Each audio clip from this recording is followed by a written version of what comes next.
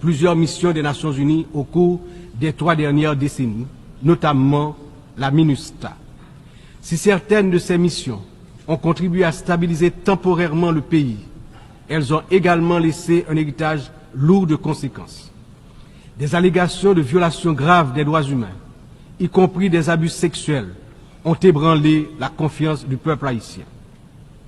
L'absence de poursuites et de réparation pour les victimes a renforcé un sentiment d'impunité, minant ainsi les efforts de reconstruction. Il n'est cependant jamais trop tard pour bien agir et pour tirer des leçons du passé. En repensant l'approche, nous avons l'opportunité de redorer le blason des missions internationales en Haïti et de construire un avenir meilleur pour le peuple haïtien. C'est dans cet esprit que nous souhaitons voir amorcer une réflexion sur la transformation de la mission de soutien à la sécurité en une mission d'opération de maintien de la paix sous mandat de l'Organisation des Nations Unies. Cette transformation permettrait non seulement de sécuriser un financement plus stable et d'élargir les capacités de la mission, mais également de renforcer l'engagement des États membres en faveur de la sécurité en Haïti. Je suis convaincu que ce changement de statut, tout en s'assurant que les erreurs du passé ne se répètent pas, garantira le plein succès de la mission en Haïti. Excellences, Mesdames et Messieurs, je me tiens aujourd'hui devant cette Assemblée en tant que voix de la République d'Haïti, pays dont l'histoire est inextricablement liée aux idéaux de liberté et de justice que nous célébrons tous ici.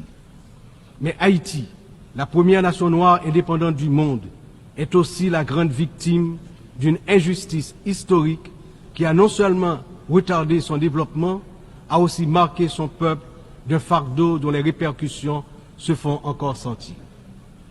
En 1825, à peine 21 ans après avoir gagné sa liberté au prix d'une lutte héroïque, Haïti a été contrainte de payer une dette colossale à la France, pays colonisateur, en échange de la reconnaissance de son indépendance. Cette rançon imposée sous la menace a siphonné les ressources de la jeune nation, la plongeant dans un cycle infernal d'appauvrissement dont elle peine toujours à sortir. Cette dette a été une forme de punition pour sa hardiesse à se libérer des chaînes de l'esclavage et hisser l'être haïtien à la dignité de l'homme. Elle a été une pénalité injuste qui a asphyxié le potentiel économique et social du peuple noir d'Haïti pendant des générations. Dans le contexte d'aujourd'hui, où plus que jamais, l'attention est portée sur les efforts pour restaurer sans délai la sécurité et répondre aux immenses besoins humanitaires en Haïti, il me paraît important d'attirer l'attention de l'Assemblée sur les séquelles du passé colonial et des rançons payées à certaines puissances qui ont largement hypothéqué le développement d'Haïti. Il n'est pas sans intérêt de rappeler qu'Haïti a été le seul pays à avoir payé pour son indépendance, obtenue pourtant dans le feu et dans le sang.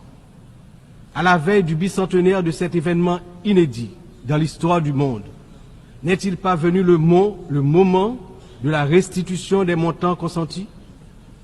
À cet égard, mon pays s'est félicité des propositions formulées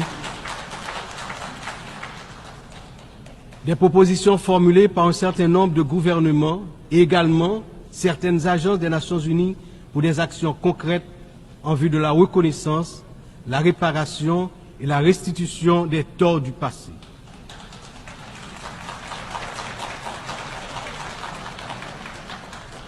Haïti a confiance sans réserve dans l'Organisation des Nations Unies, dont les piliers sont la lutte pour l'égalité entre les peuples et le maintien de la paix entre les nations, pour jouer son rôle notamment dans la mise en place des mécanismes appropriés pour faciliter le dialogue entre les pays victimes de la colonisation et les anciennes puissances